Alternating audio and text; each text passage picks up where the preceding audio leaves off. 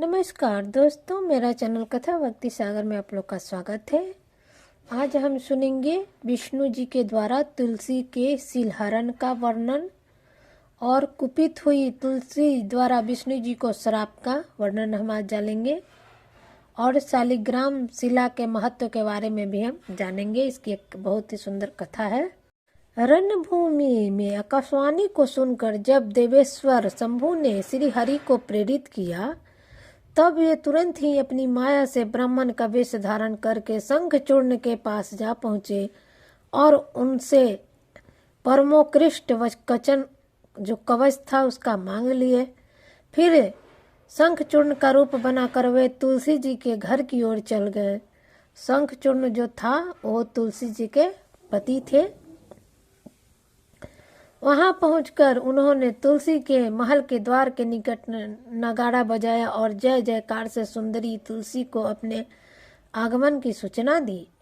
उसे सुनकर सती साध्वी तुलसी ने बड़े आदर के साथ झरोखे के रास्ते राजमार्ग की ओर झांका और अपने पति को आया हुआ जानकर वह परमानंद में निग्न हो गई। उसने तत्काल ही ब्राह्मणों को धन दान करके उसे मंगलाचार कराया और फिर अपना श्रृंगार किया।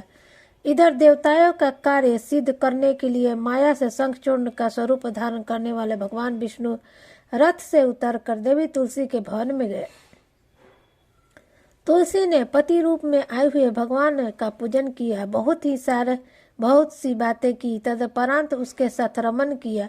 तब उस साध्वी ने सुख समृद्धि और आकर्षण में व्यक्तित्व देखकर सब पर विचार किया और संदेह उत्पन्न होने पर वह बोली, तू कौन है? यो डरते हुए बोली। तुलसी जी ने कहा, दुष्ट, मुझे शीघ्र बतला कि माया द्वारा मेरा उपभोग करने वाला तू कौन है? तूने मेरा सतिष्ठ अस्तित्व नष्ट कर दिया है, अतः मैं अभी तुझे श्राप देती हूँ। ब्राह्मण तुलसी का वचन सुनकर, ब्रह्मा ने जब ब्राह्मण के रूप में विष्णु भगवान थे, तुलसी का वचन सुनकर श्री हरि ने लीला पूर्वक अपनी परम मनोहर मूर्ति धारण कर ली। तब उस रूप को देखकर तुलसी जी ने लक्षणों से पहचान लिया कि एक साक्षात विष्णु है, परंतु उसका प्रतिवर्ता नष्ट हो चुका था। इसलिए वह कुपित होकर विष्णु से कहने लगी, हे विष्णु, तुम्हारा मन पत्थर के सदृश कठोर है, तुम में दया कलेश मात्र भी नहीं है। मेरे पति धर्म के भंग हो जाने से निश्चय ही मेरा स्वामी मारे गए।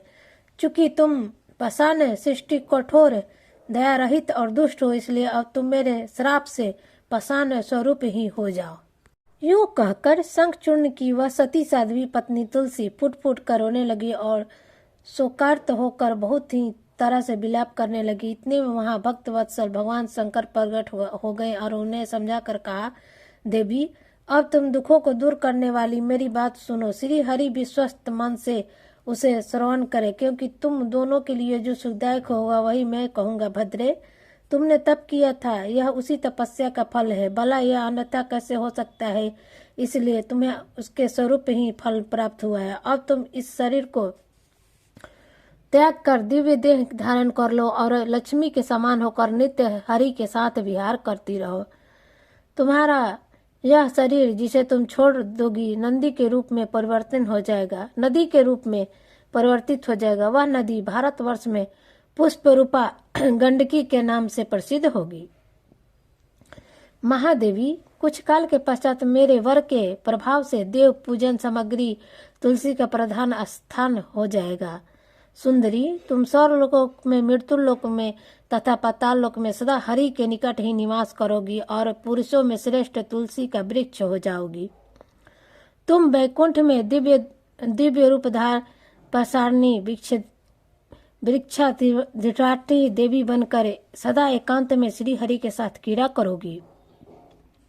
उधर भारतवर्ष में जो नदी की अधिष्ठा देवी होती है वह परम पुण्य प्रदान करने वाली होगी और श्री हरि के अंशभूत लवण सागर की पत्नी बनेगी, तथा श्री हरि भी तुम्हारे श्रापवश पत्थर का रूप धारण करके भारत में गंडकी नदी के जल के निकट निवास करेंगे।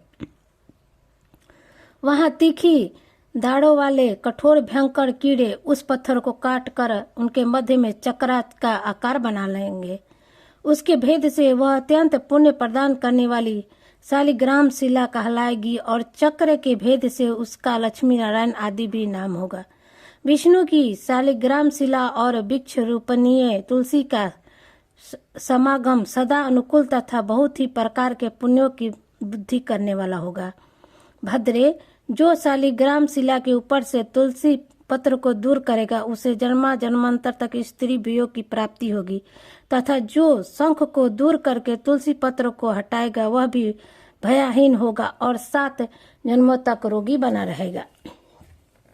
जो महाज्ञानी पुरुष शालिग्राम शिला, तुलसी और शंख को एकत्र रखकर उसकी रक्षा करेगा वह श्री हरि का प्यारा होगा। इस प्रकार कहकर शंकर जी ने उस समय शालिग्राम शिला और तुलसी के परम पुण्यदायक महत्व का वर्णन किया। तत्पश्चात वे श्री हरि को तथा तुलसी को आनंदित करके अंतर्ध्यान हो गए। इस प्रकार सदा पुरुषों का कल्याण करने वाले शंभु अपने स्थान को चले गए। इधर शंभु का कथन सुनकर तुलसी को बड़ी प्रसन्नता हुई। उसने अपने उस शरीर का परित्याग करके दिव्य रूप धारण कर लिया। तब कमलापति विष्णु उसे लेकर वैकुंठ को चले गए। उसके छोड़े हुए शरीर से गंडकी नदी प्रकट हो गई और भयावाना चतुर्युक्त भी उसके तट पर मनुष्यों को पुण्य प्रदान करने वाली शिला के रूप में परिणित हो गए। उसमें कीड़े अनेक प्रकार के छिद्र बनाते रहते हैं। उसमें जो शिलाएं गंडकी के जल में गिरती है वह परम पुण्य प्रदान होती है, और जो स्थल पर ही रह जाती है उसे पिंगला कहा जाता है और वे प्राणियों के लिए संतापकारक होती है।